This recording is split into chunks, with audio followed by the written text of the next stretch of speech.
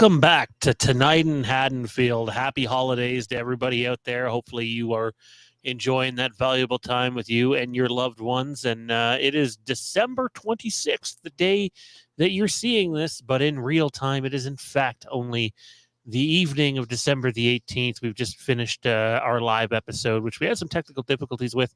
Apologies for that. But all in all, it was still a pretty fun episode, an active chat, and thank you for coming out to it. We're back with the best of Halloween 2018. Dean and I didn't go into this with like having 10 moments or 25 moments or anything like that. We're just going to talk about moments that we love about Halloween 2018. I'm going to tell a story off the top here before we get to that. But before that, how's it going, Dean? And merry belated pre-Christmas to you. Yeah, likewise. Merry belated after Christmas, all that. Hope you guys have a good holiday, though, all seriousness. Hope you guys have a very Merry Christmas. So, to you and yours, Merry Christmas, buddy. Yeah, you're welcome. Yeah, we didn't really discuss how many moments we were going to get into. I was able to pick out about, I think, 11 total. So I believe some are brief. Other ones I kind of got into detail, but I took some notes. I gave it a rewatch last night and kind of just picked out some things that really stuck out to me, things that were done pretty well. So, yeah, we'll see how many we dive into. I wanted to rewatch it last night, just simply did not get time to do so. So I'm going off of memory here. Mm-hmm. Not that it's been a terribly long time since I've seen Halloween 2018 anyways. Yeah. Before we get into the nitty gritty of this episode, though, we have a couple of multiple choice questions for this episode. We'll give you one now. What year do you think the Halloween TV series will be released? It's kind of a topic we covered in our last episode, but is it A, 2025, B, 2026, or C, 2027? I feel like I should have added a D, 2028, considering what I brought up in that last episode about how if it gets delayed post-strike and there is a strike, I can almost guarantee that 2027 won't even be an option. Comment down below, share your thoughts there, and let us know where you would bet on the series to fall. All right, Dean. I don't know what has happened in the world of news over the last week. Future Sean would know that. Current Sean doesn't. So we're going to put you on the spot here, man, and get to show and tell early. What do you have for us this week? Last week you had the Friday the 13th Scream Factory box set, which is something I own, which was nice. It's definitely one of my favorite horror possessions, honestly. So it's a really nice box set. Let's see what Dean has for us this week. All right. So for this week, I'm going a little bit of a new direction. It's a company that I have mentioned but have not showcased yet. This is a new release from them. They're known way more for doing like kind of B and C level unknown titles. They don't really dive into well-known stuff that often, but when they do, and they give us a collector's edition of some sort, they kind of go above and beyond as far as every aspect of what you're getting from them. So they cover like packaging and boatloads of special features and very, very cool stuff that they do. And that company is Vinegar Syndrome. I own a couple of their titles. I've started to add more of their stuff into my collection just based off of what they're releasing. And this here is their brand new trilogy set of The Prophecy, starring Christopher Walken, who does not really get into horror all that much. So this is brand new from them. I got this last week. Showed up, I believe, Monday for me. So I was very excited to get this in. And just to give you a quick preview of the packaging here, you'll notice that big split here in the middle. And we'll get to that in a second. But just the packaging they do and the artwork design, these guys really go above and beyond to give us a very, very good product. This is some movies that they licensed out from Paramount. So that was like something new that I noticed from them. I didn't see them really work with Paramount before. So this box right here is your outer case, and they did a very cool design here where the corner kind of lifts off and gives you like a split box. So that's a little bit different for them. They've done a couple of them before, but they don't do it very often. And then this outer case is a hard, rigid slip case, and then they put your 4K case and your slipcover inside of that. So let's stick that to the side, and we'll get into this. They do great artwork all around on their slips. Both spines kind of have your title. It's a trilogy set, so you get 1 through 3. And the thing about their slipcovers that people love is they use like a high grade of cardstock, so they're really stiff and they hold up well. They're not like a flimsy cardboard, so it's really like a premium feel when they do that. So then we lift that off, and you get your 4K case under here. That is all of your details on the back, which is a little hard to see with the glare, but they kind of dive into everything that they're including on this. This is a 4-disc set of all 3 movies. Pop that open. You get your 4K right there, and your second 4K on this side has 2 and 3 kind of put together. And then you get the Blu-rays are the same. They feature the same film scan on the Blu-rays that they did for the 4Ks, but you get your special features on the Blu-ray discs. So I think they mainly covered the original for special features here, and they have quite a lot of stuff on here. So they did like the making of the movie, which is a brand new documentary from the producer and the director. Return to Eden. Oh, the making of the Prophecy 2. So you get another documentary. It's about 35 minutes long for the making of part 2. Let's see, the font's really small here. So there's also War on Earth, making of Prophecy 3. So they gave us 3 making of documentaries on each movie, and a couple of special features added on each one as well. So Vinegar Syndrome, these guys, they knock the releases out of the park when they give us something. It's always in like a high premium capacity. So very good company to buy from. I'm already ready for the Scream Factory versions of the David Gordon Green Halloween trilogy, so they can actually go back and do what the original releases did and then give us a bunch of extra material. So that'd be wonderful. Hopefully, yeah. My guess is, hey, you could get it at 50 year, 2028. That'd be 10 years since 2018. Yeah. Wow, that's crazy to think about. Right. And no, I like the artwork on that was fantastic, man. But I gotta admit ignorance here. I've never heard of the Prophecy. What the hell is it? Oh, okay. Yeah. So it's sort of horror. It falls under your like religious category. So let me see if I can pull this back out. I'll give like a quick description on the back. It's basically a fight to either bring on or stop the apocalypse, and you have basically your good angel versus your evil angel. Christopher Walken plays the evil one. I forget the guy's name that plays the original, the good one. I know it's on here. I don't see it at the moment, but anyway, yeah. So this is basically kind of like a religious stop the apocalypse kind of film. So you have your basic battle of good and evil to save the world kind of thing. So yeah, they're a little different. They're a little bit lesser known, and that's basically the ballpark that Vinegar Syndrome goes for. They go for like really oddball, off the cuff, off the rails kind of titles. So when they get more well known stuff, it's a big seller for like your mainstream collectors.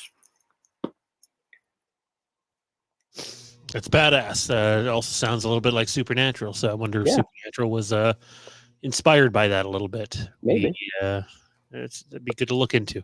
Yeah.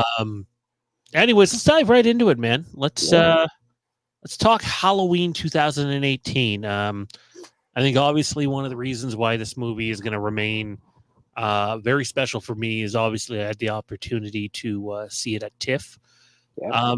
I just remember standing in line that night, being outside. It was a warm September night, and like in the lineup, and you got to remind you, like there's a couple hundred people lined up. Yeah. Right downtown Toronto. Yep. Traffic's insane.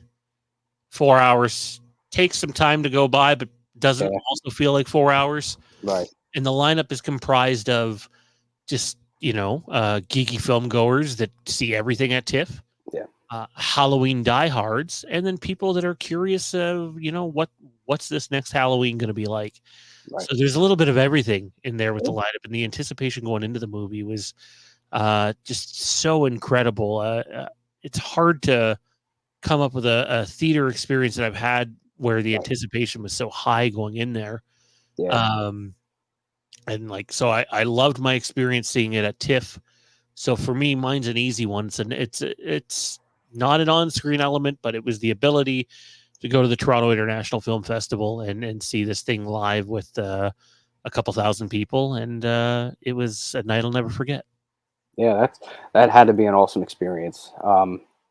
I did watch Dave's video that he did from his premiere experience, so I got a little bit of a taste of what you guys got to see for yourself. But that's something that I would love to do. I would love to catch a big premiere at a film festival and kind of be there in that atmosphere to take it all in. One day I'll kind of find something and I'll set it all up, and hopefully I can get that experience for myself.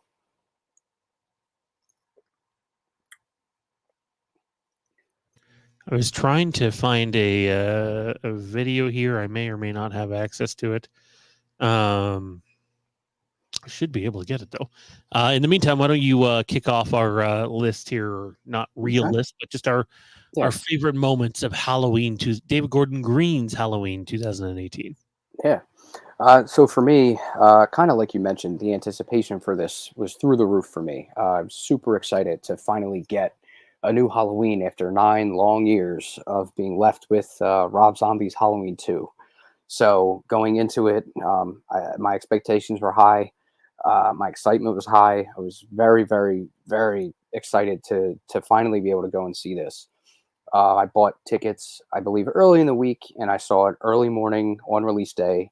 I believe it was like an 11:30 a.m. showing at my local theater. So I was up and out very early that day to go catch it. And I believe I saw it 3 times in theaters to kind of really let it set in to get like my final either approval or what I really thought of it. So leading off, just sitting in the theater and then the logo sequence, the opening with the ominous music playing, and then we get the introduction of Smith's Grove, and we meet Dana and Aaron, and they're going to meet with Michael to try to speak to him and get a little more insight from him. Um, was just such a great way to open it, and it kind of set your excitement like pretty high right off the bat, because we're finally seeing they're in Smith's Grove. We know it's only a matter of time, and then they walk out to the courtyard and we see Michael standing in the distance, and we finally get to see him on screen for first time in 9 years.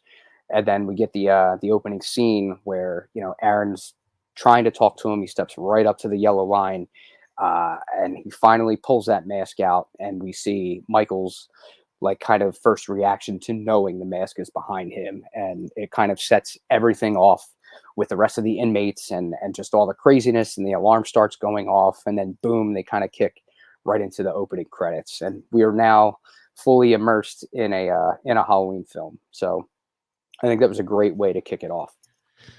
It's fitting because like the first big moment for me is the opening credits. It's the return to the classic Yeah. credits. Hmm. Man, the theater was popping, man. I loved it.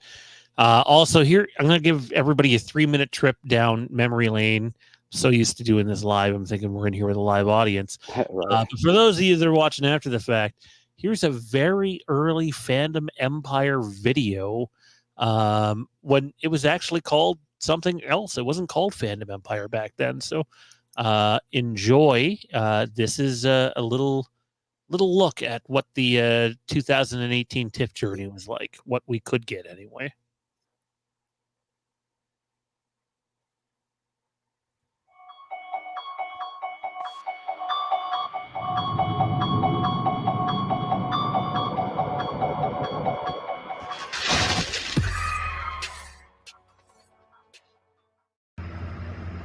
Hey there, everybody. It's Sage from the Fandom Cantina, and we're off today to the Toronto International Film Festival, where we will be covering the Halloween 2018 premiere.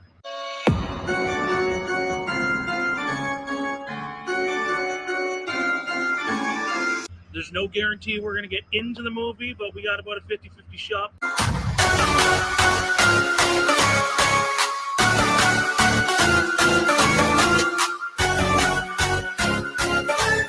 We're now en route to Toronto. wonder if you can copyright strike WMU yourself. station, which I is guess right we'll find by the that out. CN Tower and right by the Rogers Center where the Toronto Blue Jays play.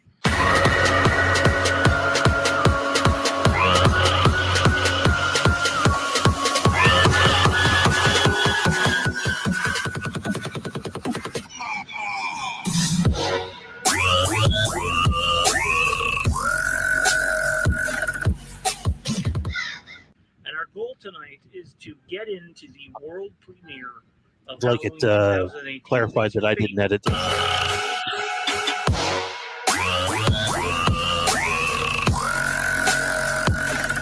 So the Port Elgin and Winter Garden Theaters is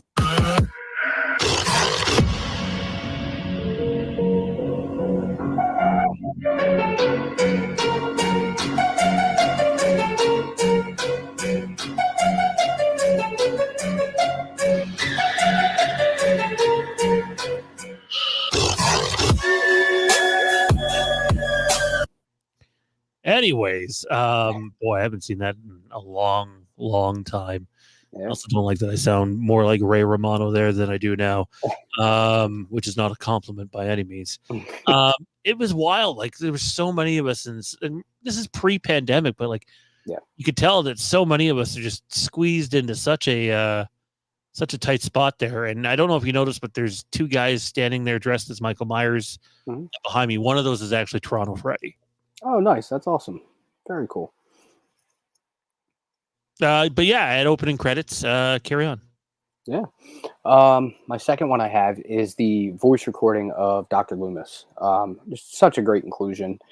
That's playing while we're seeing the clips of Michael basically being ready to be transferred to Glass Hill.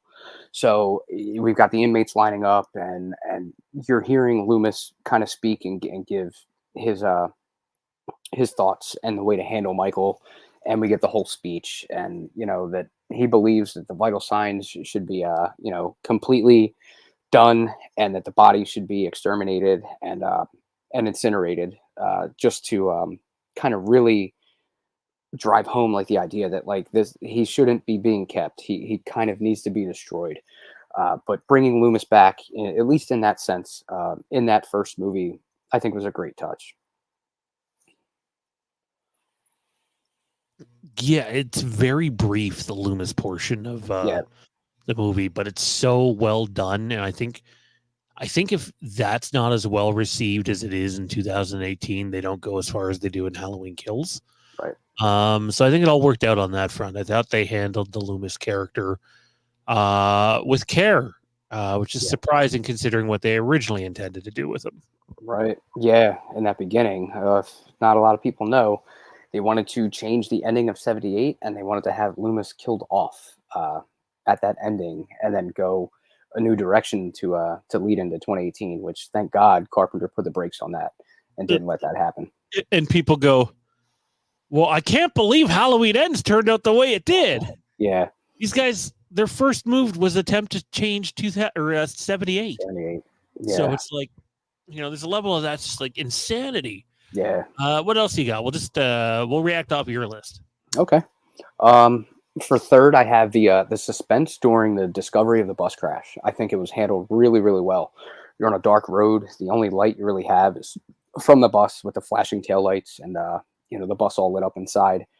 And largely, I believe the scene itself is mostly it's quiet. There's not a whole lot of background score, so there's really nothing that you're hearing that's going to take away from any kind of suspense in that scene. So the dad gets out, tells his son to call the cops and get the police on the way.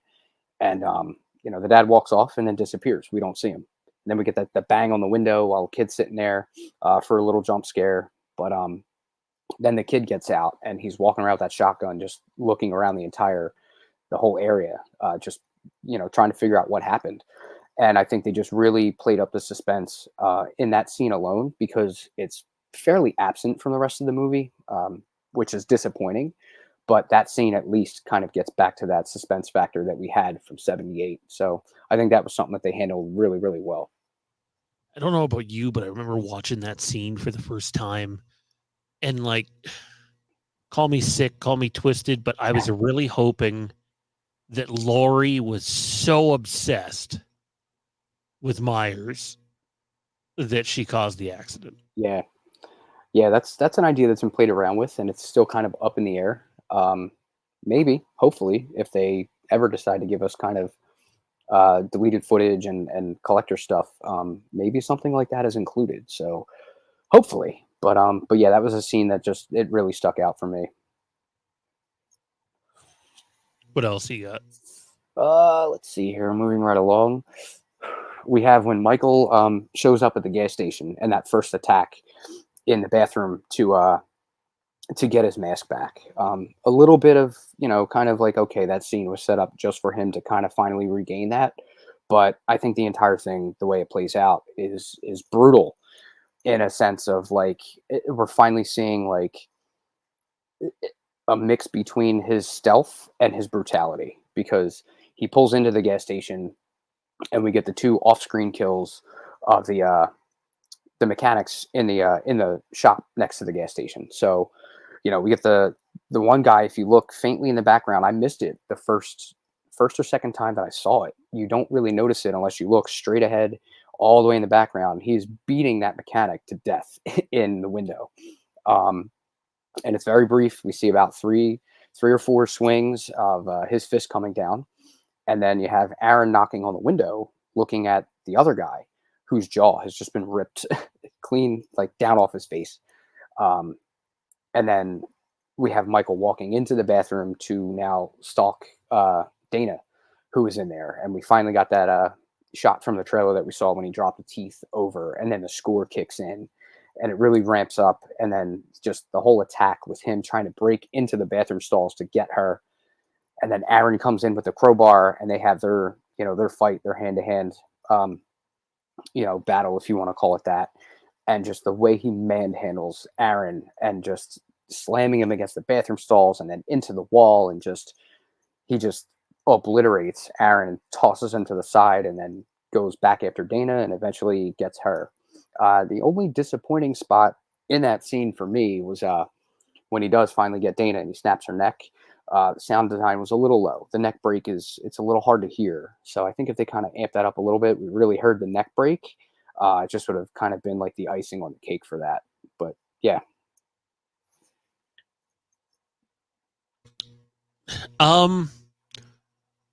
My one big critique with this movie in terms of where it could have been better is probably that sequence you're talking about, because I seen no reason for them to not do that as the beginning of nighttime sequence. I think the fact that it takes place during the day takes away from it. Yeah, I would agree.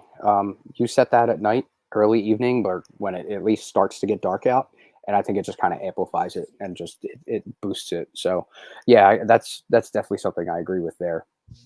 Absolutely. Give us 3 or 4 more. All right. So let's go to the one take. We finally get Michael back in Haddonfield for the first time. He makes his way back, and we get the nice little Easter egg to Halloween 2 where he bumps into the kids. But the score starts to kick up a little bit, and we finally hear, the theme and the music, and he turns right and he goes right down that alleyway in between the houses, and he goes into the shed. He picks up a hammer. Now he makes his way in the woman's kitchen, which is a nice little Elrod nod. She gets an off-screen kill. Sound design there was pretty good. Not over the top, but just enough to where, we hear her getting beaten with a hammer. And then he just kind of swiftly makes his way through her house and moves on to outside. And then we now see Vanessa and her husband from Halloween Kills. I forget, his name is escaping me at the moment. But yeah, then he turns and he looks into the neighbor's front porch and front window, and then he makes his way around the side of her house, and she comes to check the window, and he comes up right behind her, and we get the hair pull, and then that brutal just stab right through the neck, and he just slams her face down, and just keeps moving right along. So I think that was another pretty standout moment that stuck out for me. Let's take a moment here and ask our second multiple choice question of the episode. What Halloween film do you enjoy better?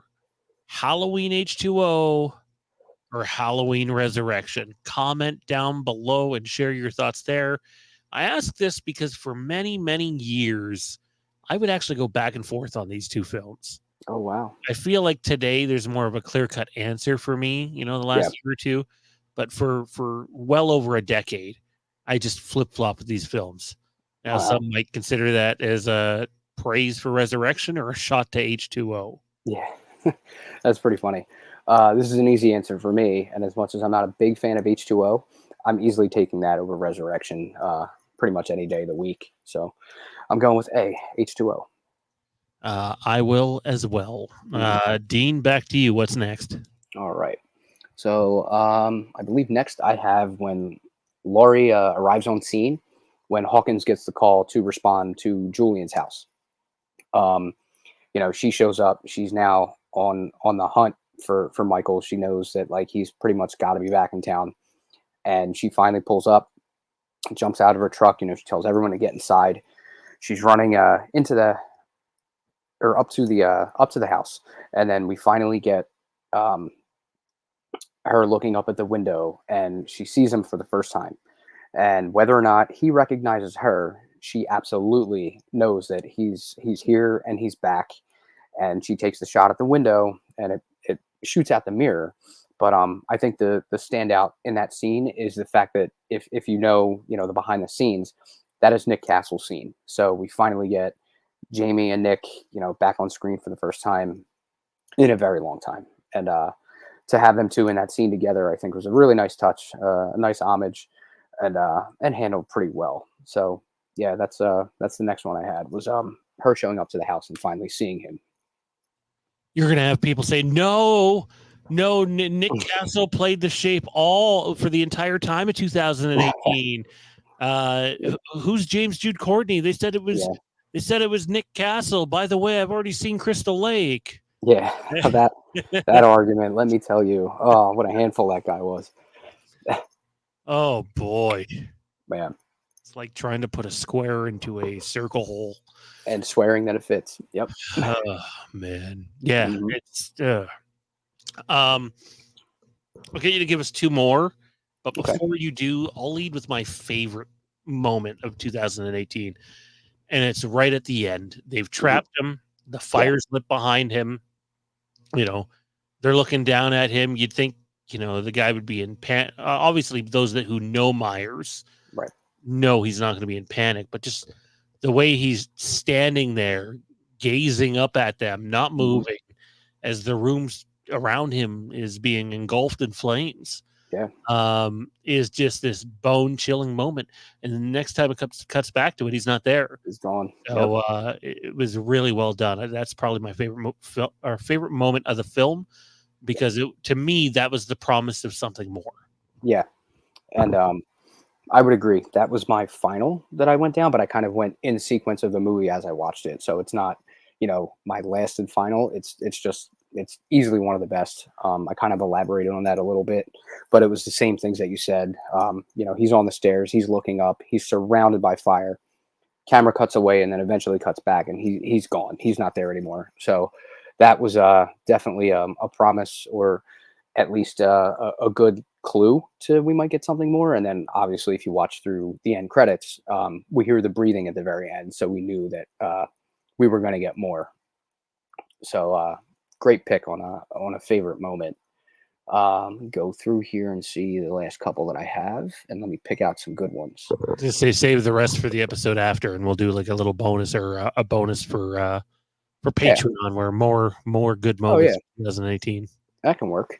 So I guess I will end with one of my favorite shots of him in the whole movie, and it's when he finally shows up to Laurie's compound. He's already killed Ray.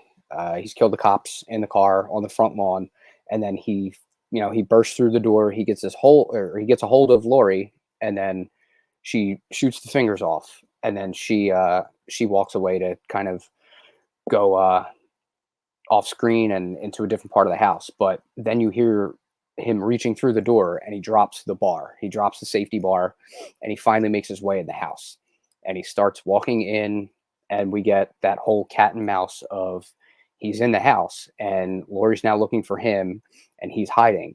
But it's the shot when he's basically in almost like not total darkness, but he's very, very dark, and we get the pan up shot from basically like his waist up to his head, and you get a guitar riff score, and his hand is just bleeding from the two fingers that just got shot off, but he's just standing there, staring kind of straight ahead, looking around, and just he just looks like a total badass. Like his hand was just kind of blown apart, and you get no reaction, you get no pain reaction, nothing, and his hand is just dripping blood. But that shot when it pans down or pans up from his waist and up to the mask, and he's in total darkness, just A1, like phenomenal shot.